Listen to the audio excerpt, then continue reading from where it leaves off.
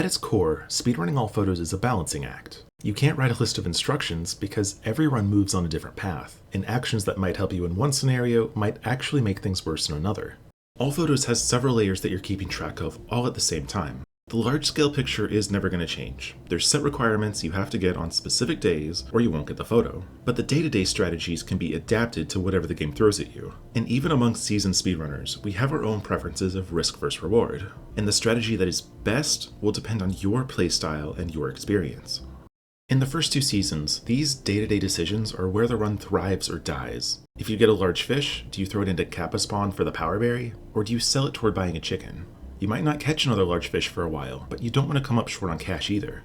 If you need a second to think, don't be afraid to pause and stop the in-game clock, even if you have a speedrun timer running, because taking a moment to actually stop and think about the best path forward can save you even more time in the long run. In general, the faster a strategy is, the riskier it is. Slower is safer, but you'll never get that rush of excitement when you bet it all on the long shot dog and walk away with a cow clock. But that's just the nature of the game. So instead of telling you what to do, I want to show you how to make your own decisions, to lay out every tool and strategy I know, what you lose, what you gain, and let you decide for yourself which ones work best for you. For the first 2 seasons, everything is structured around raising NPC affections. We forge gifts to raise the NPC affection. We plant certain crops because NPCs get more affection for their favorite gift. We sell stuff to afford a chicken or spend our life fishing because Ellie gets more affection with fish and eggs. Even money isn't that important, and some of the more hardcore speedrun strats only rely on money earned from hot springs and bridge work. The NPC affection requirements are the biggest bottleneck of this run because only the first interactions of the day give an affection boost, so you have to build each NPC up to their affection requirement a little at a time each day. But it's just as important to understand that we aren't maxing out the affection values. You actually risk losing the cow stealing glitch if you get Maria's dream event too early. Instead, we set a goal value to reach by the end of Summer Gear 2. And the finesse of this speedrun is getting all 3 of these affection values to land right where you want them to on exactly the same day.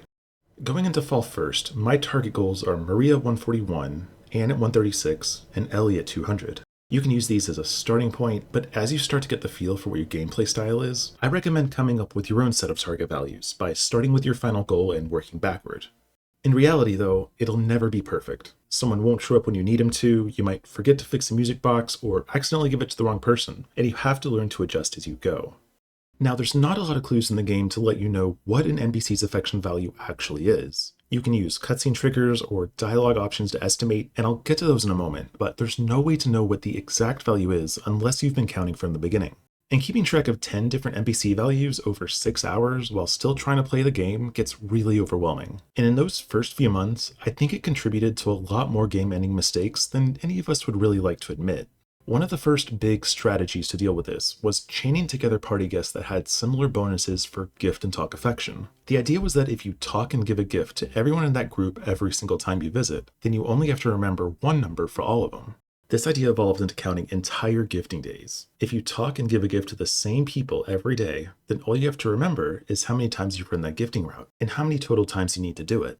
The girls are a little more complicated because the music box gives a +5 affection bonus. And if you work out the math ahead of time, all you need to remember is how many times you need to give the music box to each girl.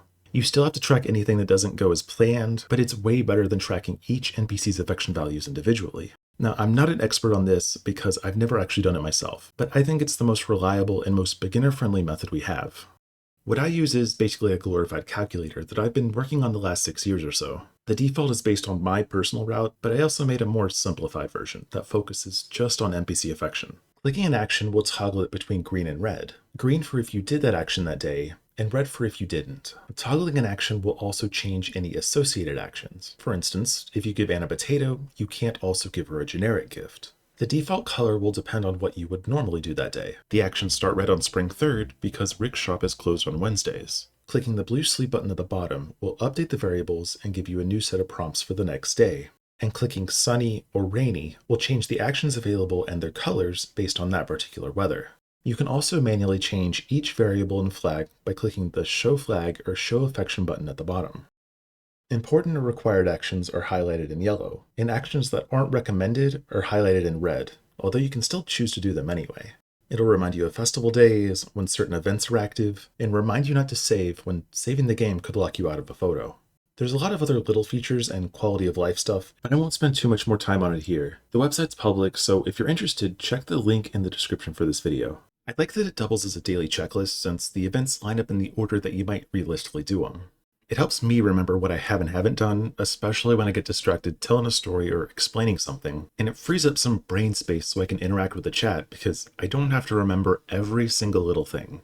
Speaking of the little things, as we're doing the gifting runs and working toward these long-term goals, we're also looking for opportunities to work on the list of short-term tasks. Some of these are part of getting started and set up, but most of them can be done at any point during the game, as long as you do them at some point.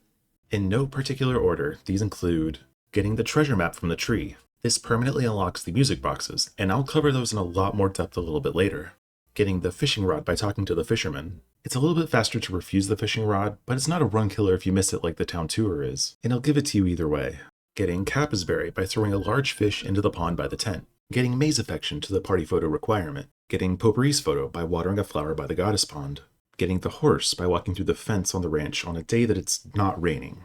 Getting the Strength Berry by throwing a crop or egg into the goddess pond and wishing for strength when you're at full stamina. Raising the bartender's affection to get wine, raising the sprite's affection to unlock the vineyard restoration, and then actually restoring the vineyard. It's a lot of pieces to consider, and instead of trying to juggle them all, I've found that it's a lot easier to build as many of them as you can into your opener. So if you've ever studied chess, you've probably come across a list of opening moves. These are sets of moves to play from the beginning that are generally considered the best for a certain strategy or playing style. And the same is true for all photos. We know where every variable starts, and if you set a realistic goal, you can work out the best possible way to get there. Every day, new weather and NPC location possibilities branch out the RNG, and at some point it becomes too impractical to plan for everything, so if you want to build your own opener, it's important to establish a reasonable endpoint. My opener goes from day 1 to getting a chicken, and after that, I'm on my own. But between these two, I've planned out how to squeeze as much progress toward every goal I can in as little time as possible. And if you watch any of my runs since about 2021, the first 6 days or so are going to look identical, except for how efficiently I get through a menu or dialogue. And I'm not entirely sure if anyone else builds openers, because sometimes you'll see the same runner do completely different things after talking to the mayor, and it's not always clear why a decision was made here but not there, so I'm going to do my best to explain my opener and everything I considered when building it. At the start of every run, the first thing I do is go straight to the toolbox and get rid of the scythe.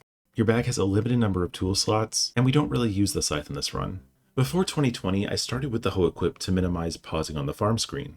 When I rewrote my opener in 2021, I added a tool manipulation that sets you up for the fishing rod and potato seeds later. When you get a new tool, it either goes into the first empty slot from top left to bottom right, or it goes to the toolbox. And if you do these runs enough, at some point or another, you're going to buy a blue feather with a full bag, and you have to run all the way back home to get it. It's just one of those rites of passage. There are 3 crops we care about in the first 2 seasons. In the spring, we have cabbages and potatoes. The tool-assisted speedrun uses both, but when you can't manipulate rainy days, the overall benefit of cabbages isn't really worth 8 days of watering. Maria's recipe bonus is the same as her normal gift affection, and there's only 1 point of difference between her affection boost for a cabbage and her affection boost for a normal gift. 9 plots is 9 extra affection, but that's about the same as a music box run, which takes a lot less time and effort. Potatoes are a lot more common because there's a 2-point spread between normal gifts and potatoes for Anne, but also because the ranch is a lot farther away and minimizing your travel distance is a good way to minimize your overall time. Before Crazy Corn Dog taught us how to skip days, I'd plant 1 plot of potato seeds in spring and then replace them with corn in summer. Now that we can keep crops into the next season, it's also a viable strategy to plant several potato plots based on the number of times you want to visit Anne. Corn takes a lot longer to grow, but it's still a good beginner or marathon safety strat. You can lose potatoes to summer typhoons, or if you miscount Anne's affection, there's not a lot of gifting options in winter besides fish and cake. But if you use the glitch to skip summer first, corn will keep growing as long as you keep watering it. The initial location of the rocks and the stumps never changes, and there's 2 places where you can till a 3x3 plot without moving too many rocks around. The first is by the barn. There's only 4 reeds you have to pull, and it's on the path between the house and the watering hole. The second one has a single rock you have to move out of the way, and I used this one when I was starting out because I didn't have the farm layout memorized, but if you hold the analog stick down as the mayor walks away, you run directly to it. I like using these 9 spots because it straddles the 2 shortest paths between the house and the music box, and it helps me find the music box when I start clearing out the rocks later. And this new opener uses more pause screens on the farm, but if you play the 2 side by side, you can see that I still end up leaving the farm at almost the same time. You can start holding B before you even get to the mayor, and this will make his text scroll faster. And you can mash A through these dialog boxes, but you risk blowing right past the prompt that defaults to the town tour, and nobody wants that. Instead of mashing A through the last text box, if you wait until you see the blue dot and then hit A down A, you'll get it every time. You can preset the analog stick even as the mayor is walking off the screen, and you'll start moving as soon as you get control of the character. From here, I use the edge of the shipping bin to line up with the same rock every time. You don't have to do this part, but when you dig the same 9 plots on every single run, it becomes a reliable landmark. At the start of every game, our stamina is maxed out at 100 points. It decreases by 1 each time we use a tool, and by 2 if you use the hoe. And when your stamina drops below 75% of the maximum, in this case 75 points, you'll get a 5-second long animation. Tilling 9 plots takes 18 total stamina, which means you have 6 more tool uses before the next one gives you the animation. Now, I don't really worry about this in a normal run, but it's good to know for a tool-assisted speedrun where you have a lot more control over the variables. The next thing I do is chop this stump to put 6 lumber in the bank. Then I grab this rock off the end and put it to my bag, somewhere between here and the mountains.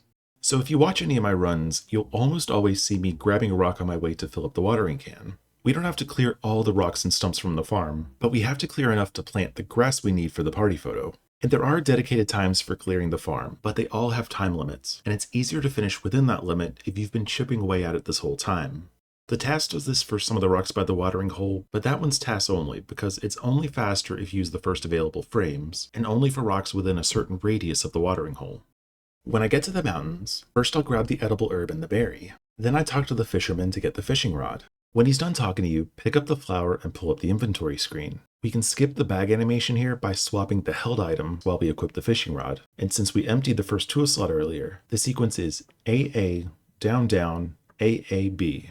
Hold the analog stick right and throw the rock into the pond, then head to the river to go fishing.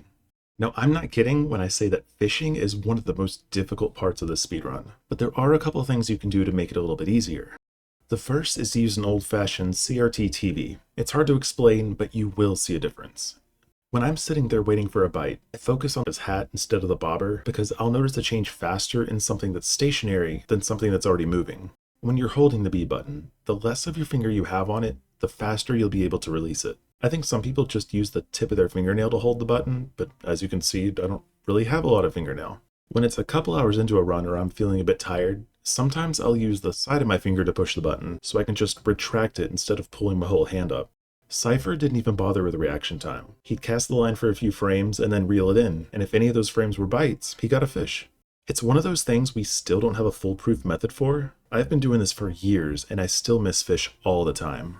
Now, some people don't play Spring Third at all because Rick isn't open on Wednesdays, but if I'm going to be resetting over and over for good RNG, I'd rather know after 2 minutes than after 15.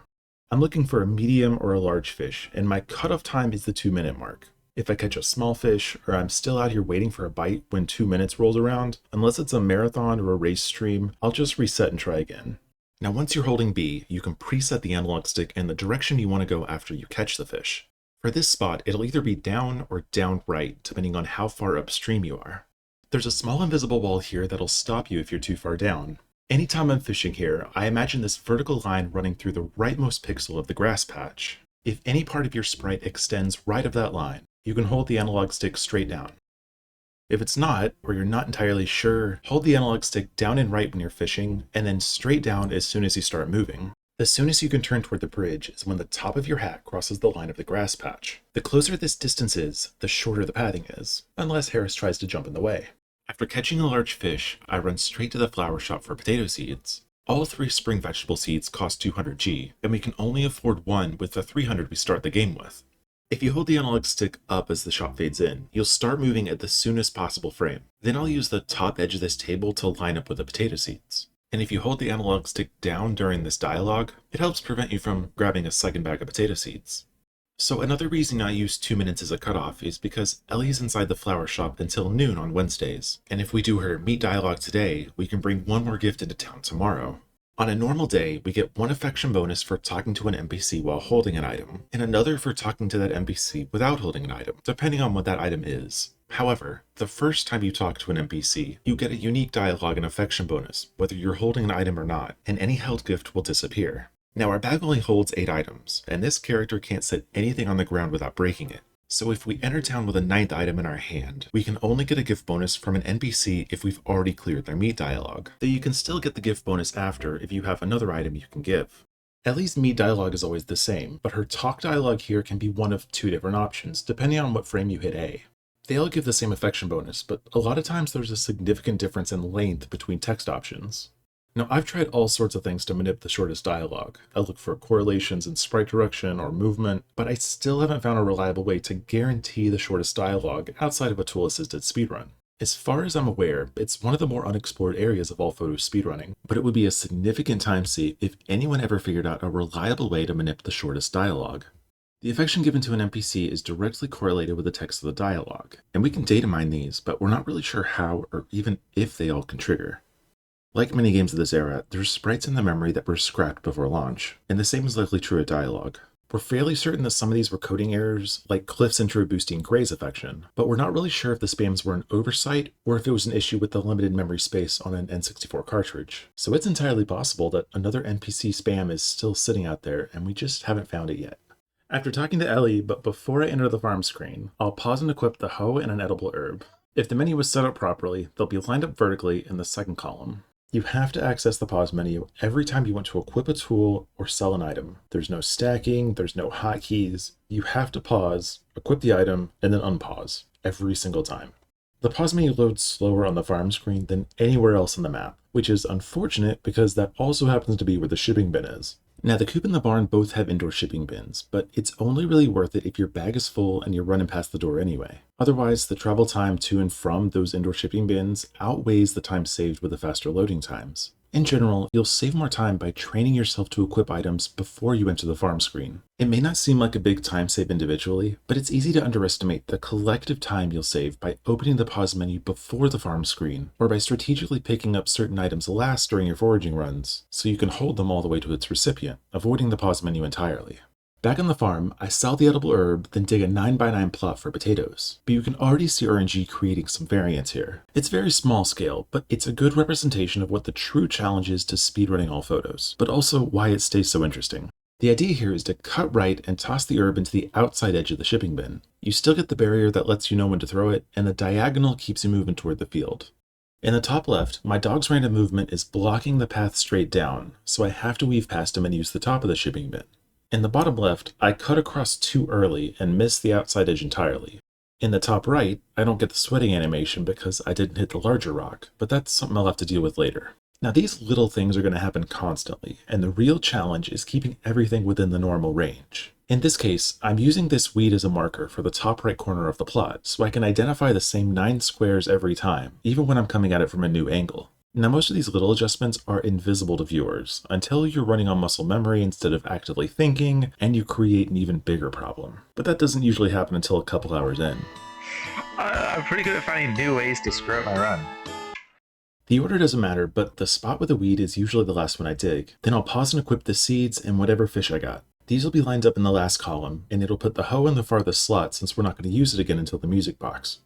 I sell the fish and plant the seeds, then I head to the watering hole. There's a shortcut through the field here if you pick up a small rock, and in the top right here, you can see how forgetting to hammer that big rock is really throwing a wrench in things, and I lose any time that shortcut might save by trying to work out a new path through. I'll throw the rock into the pond, then equip the watering can, fill it up, get the treasure map, and then put 6 lumber in my bag. Now you can equip the watering can at the same time you're moving lumber, and the task does this, but the potential time lost messing up the button combo just isn't worth the time you would save. Next, we'll go back to the potatoes and water at least 2 of them. The basic watering can has 30 uses before it's empty, and each plot needs 6 waters before you get a potato. Each crop has a growth counter, and every time you sleep, it'll increase by 1 if the plot was watered. When the counter reaches a certain number, a crop appears. And on the first day of every season, any crops from the previous season will wither and die. Now there are 2 weird rules and 1 loophole specific to this game. First, they'll always be dry when they're first planted, even if it's actively raining. Second, festival days are always sunny, but if the weather RNG landed on a rainy day, the crops will still get watered. The loophole is that crops only wither on the first day of the next season, and if that day never happens, they don't wither. More on that later. Now, in a perfect world, you get 6 days of rain, but the weather is randomized, so we hope for the best, but prepare for the worst. And you'll find that's a recurring theme in this category. After watering potatoes, I'll pick up the dog and bring him inside. Your dog gets 1 affection point for whistling and 1 for picking him up, and you can only do it once per day. The dog's affection is one of those party requirements that if you find yourself short on, there's not really a quick fix for it. Now there's a short delay between the whistle and the dog's response, and it carries over to the next day, so if you whistle for the dog right before you go to sleep, he'll start running toward you first thing the next morning, and it's a good way to get him within arm's reach every day, no matter where in the room RNG has taken him.